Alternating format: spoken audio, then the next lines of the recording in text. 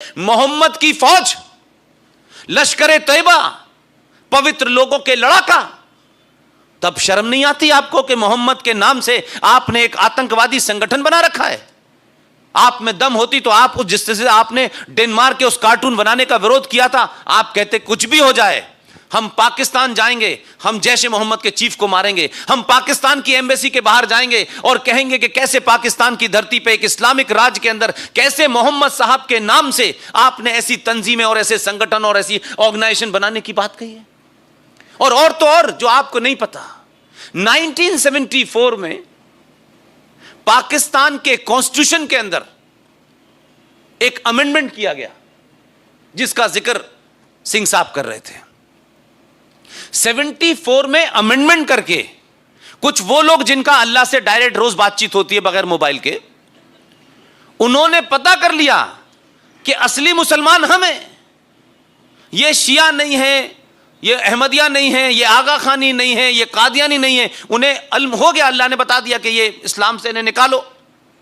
उन्होंने 1974 में अहमदिया को गैर मुस्लिम घोषित कर दिया, निकाल दिया, और एक नए इस्लाम के ठेकेदार पैदा हुए पाकिस्तान में।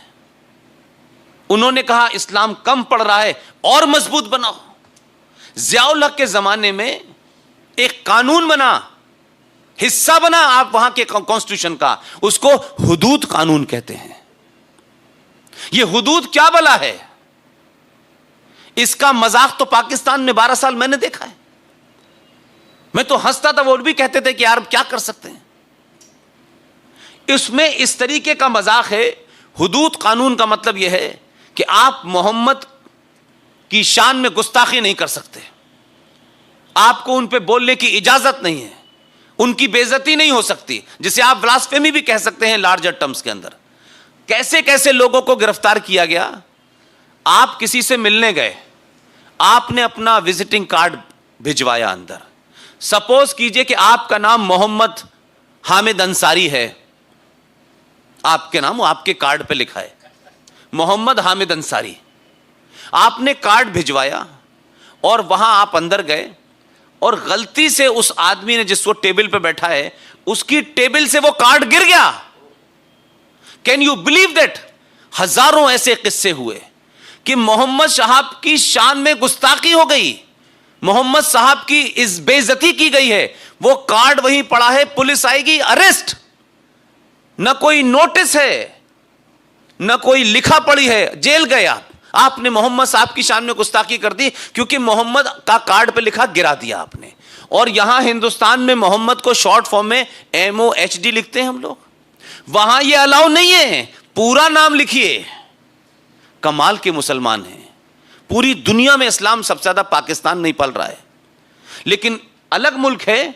संवैधानिक तौर पे अदालतें कुछ और हैं, लेकिन संविधान से इतर अगर कोई मुसलमान ईमानदार, क्योंकि वहां जो 20 करोड़ मुसलमान हैं वो सच में अल्लाह के मानने वाले हैं, उनसे ज्यादा ना किसी का ईमान है, ना उनसे ज्यादा पक्का कोई इस्लाम को मानने वाला है। इस्लामिक रिपब्लिक ऑफ पाकिस्तान के अंदर अदालतें शरिया से भी चलती हैं।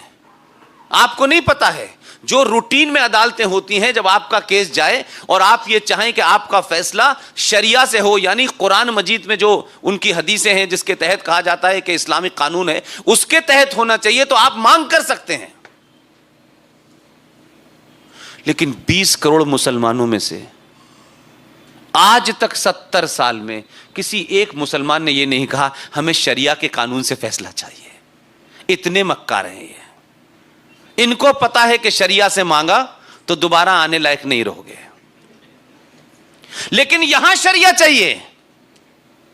यह भारत एक ऐसा देश है सेकुलर कि यहां शादी करने के लिए हमें हमारा पर्सनल कानून चाहिए, तलाक देने के लिए चाहिए, निकाह हलाला करने के लिए चाहिए। यह सेकुलर स्टेट हम क्लेम करते हैं सब बराबर हैं। यहां आपको सिविलियन मैटर में शरिया चाहिए और क्रिमिनल में IPC चाहिए। कितने समझदार लोग हैं, देखा आपने। मेरी तो मांग है इस देश की सरकार से, 20 करोड़ मुसलमान जो पाकिस्तान में हैं उनकी बात छोड़ दीजिए, जो भारत में 30-35 करोड़ मुसलमान हैं, इनके ऊपर शरिया कल से लागू कर दीजिए। और इनसे कहिए आधा शरिया नहीं, पूरा शरिया लो। क्योंकि मैं ये मानता हूं कि जो शख्स 2014 में आया है वो ऊपर वाले अल्लाह की मर्जी से आया है। और ये मैं नहीं मानता। क्यों आप नहीं मानते हैं? आप नहीं मानते कि ये जो दुनिया है इसे कोई चला रहा है? इसे ये अल्लाह कह सकते हैं? कह दें। हम ईश्वर कहते हैं, कोई गॉड कह सकता है। अगर उसकी मर्जी से हवा चल रही है, उसकी मर्जी से बारिश हो रही है, तो मोदी किसकी मर्जी से आ गया? हम तो मानते हैं ना कि ये कायनात किसी कोई चला रहा है ना, कोई ईश्वरी शक्ति है जो सब चलाती है। हम आपके बस में कुछ भी नहीं है। और कुरान के मानने वाले तो मानते ही हैं कि सब कुछ उसकी मर्जी से है। तो ऐसा तो नहीं है ना कि उसने कोई लाइन बना रखी है कि मुसलमानों के लिए मैं हूं, हिंदुओं के लिए भगवान है। तो अगर मोदी आया है तो उसी की मर्जी से आया है। और 1000 साल तक हम गुलाम रहे और हमने बौने नेताओं को बर्दाश्त किया, तो हमने उसकी मर्जी पे सवाल नहीं कभी उठाया। हम 1000 साल तक गुलाम रहने के बाद भी ये मानते थे कि हमारे अंदर खराबियां आई होंगी। हमने अपने ईमान को छोड़ा होगा, अपने विश्वास को छोड़ा होगा, अपने फेथ को छोड़ा होगा, अपने धर्म को छोड़ा होगा, जिसकी वजह से अल्लाह ने हमें सजा देने के लिए बोनों हमारे ऊपर बिठा दिए। हमने 1000 साल में उस ईश्वरी शक्ति के ऊपर सवाल कभी नहीं उठाया। इतने बुरे दिन देखे, हम पे जजिया लगाया, हमारी औरतों के साथ रेप हुआ, हमारी बहन बेटियों को आपने हरम में बना के रखा। आपने कहा कि युद्ध होगा, युद्ध में जीती हुई औरत का भी हिस्सा बांट होगा। आपने सब कुछ किया, उसके बावजूद भी उस ईश्वरी शक्ति के ऊपर हमने कभी कोई सवाल नहीं उठाया। आप तो 24 घंटे कुरान पढ़ते हैं, सर पे गोल टोपी लगा के, छोटे भाई का पजामा बड़े भाई का कुर्ता पहने। आप तो अल्लाह से डेली बात करते हैं। और आपके यहां तो अल्लाह के भेजे हुए मुसाफिर एक हैदराबाद में है, एक रामपुर में है, चारों तरफ घूम रहे हैं, दिन भर घूमते हैं। अरे भाई, अपने सीने पे हाथ रखो और ईमानदारी से बताओ, 2014 पे आपका अल्लाह के ऊपर से यकीन क्यों हट गया? 2014 से तो पहले मनमोहन सिंह भी ठीक ठाक आदमी था। 2014 के बाद भी अल्लाह ने भेजा है और आपको सुधारने के लिए भेजा, यह ध्यान रखिएगा। मुल्क तो सुधरेगा, वो तो सुधरेगा, पहले वो आपको सुधार दे।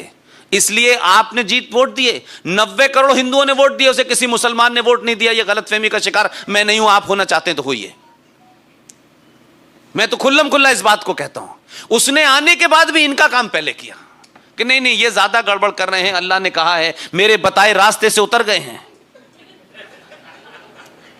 उन्होंने फरमाया है कुरान मजीद के अंदर कि जिन लोगों का अल्लाह पे ईमान है, जिनका मुसल्लत ईमान है, जिनका कंप्लीट ईमान है, जो अल्लाह के बताए रास्ते पे चलेंगे, अल्लाह फरमा रहे हैं उसमें, उन्होंने कहा कि मैंने तुम्हारे लिए सब कुछ दिया है, एवरीथिंग, लेकिन मैंने तुम्हें जिंदगी जीने के लिए कुछ रास्ते बताए हैं।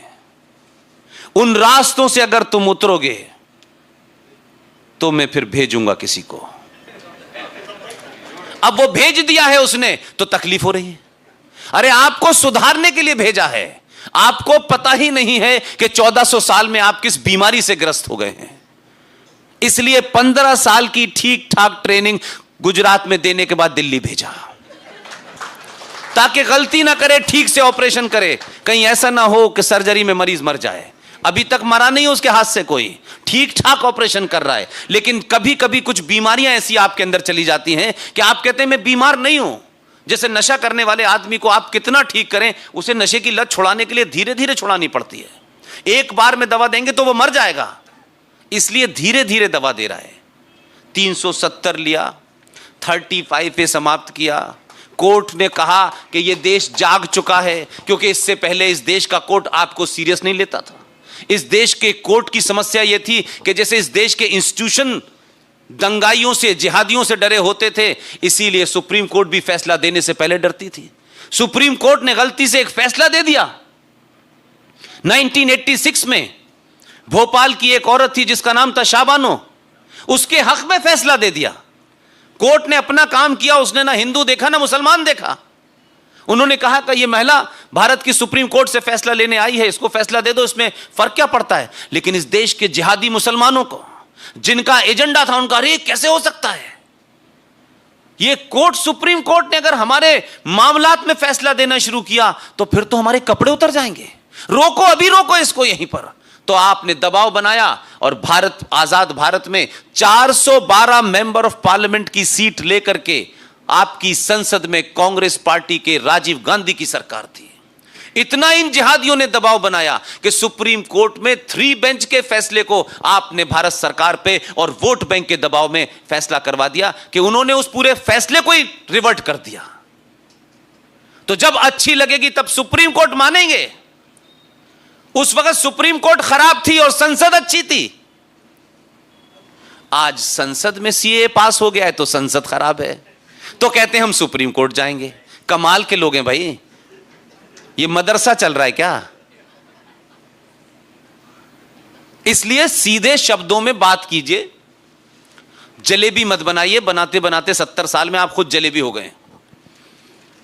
और मैं नहीं चाहता कि मेरी जनरेशन के बाद जब मैं इस धरती से जाऊं, कुछ लोगों की ख्वाहिशें जल्दी जाऊं, लेकिन मैं उनसे कहता हूं कुरान पढ़ो, अल्लाह जब चाहेगा तभी जाऊंगा, तुम्हारे चाहने से नहीं जा रहा। जब मैं यहां से जाऊं मेरी सिर्फ इतनी ही बार ख्वाहिश है, कोई और ख्वाहिश नहीं है। जिन कारणों से मैं अपने पूर्वजों, एंसेस्टर्स को बुरा भला कहता हूं कि कौन लोग थे जिन्होंने यह समझौता किया, क्या मजबूरियां थी, मैं नहीं जानता। लेकिन 2020 में जो कुछ हो रहा है, मैं इस देश के सामने तथ्यों के साथ, फैक्ट के साथ, फिगर के साथ, रेफरेंसेस के साथ, हर वो किताब जो हिंदू विरोधी लोगों ने लिखी है, हर वो किताब जो आरएसएस विरोधियों ने लिखी है, संघ विरोधियों ने लिखी है, विश्व हिंदू परिषद के विरोधियों ने लिखी है, उन्हीं किताब का रेफरेंस देकर के आने वाली जनरेशन के सामने मैं इस बात का पापी और भागीदार नहीं बनना चाहता कि मेरे मरने के बाद लोग कहें कि हमारे बाप को पता था, लेकिन बाप की क्या मजबूरी थी कि वो उठ के खड़ा नहीं हुआ और किस लालच में ग्रस्त हो गया। इतना ही बार मेरे जाने से मेरे बस फर्क है और बाकी कोई फर्क नहीं। बाकी आप अपना रास्ता चुने, मैं अपना रास्ता चुना।